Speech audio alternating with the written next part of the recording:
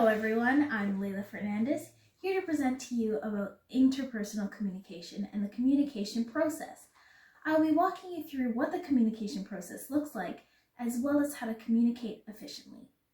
First off, I'd like to start off with a quote from the OpenStax textbook. They say, keep your communication clear and to the point. And that's what I intend to do in this video. In the picture before you is the process of communication. It's a model that describes all forms of communication, including interpersonal. It has to do with having a sender and a receiver, and someone who encodes the message and someone who decodes the message, and having things interrupted like noise or interference, and the receiver has to give feedback to show that they've understood what was expected of them. The Mind Tools content team says becoming more aware of posture, eye contact, hand gestures, and tone of voice helps us to read other people more effectively. That's what I've tried to encompass in this clip as I greet someone who's entering my office. In face-to-face interpersonal communication, it's key to have strong body posture. Your head has to be up, back straight, keeping eye contact. If you're slouching or looking uninterested, no one's going to want to listen to you or listen to your message. For communication to be effective, it has to be efficient. That means including all the necessary info and not muddling it with info that isn't necessary. By creating an environment or a message, or in the next example, an email, it has to be straightforward and be able to be understood by the person receiving it.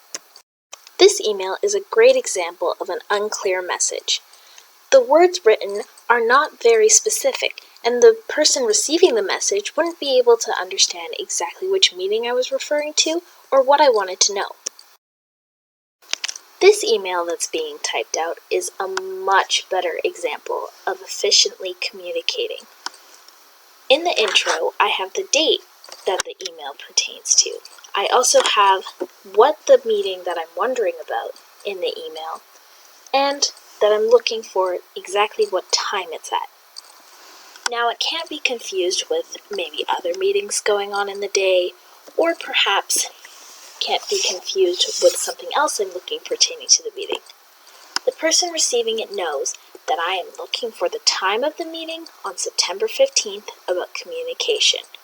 Everything is laid out quite well so that they're able to understand what I want. I've also used a formal intro saying, "Hi Evan," and ending with Layla and Fernandez, so then they know who it is and what they need to provide. Thank you for listening to my video on interpersonal communication. I'd like to leave you with one little tad bit of advice, brought to you by Kelly Services.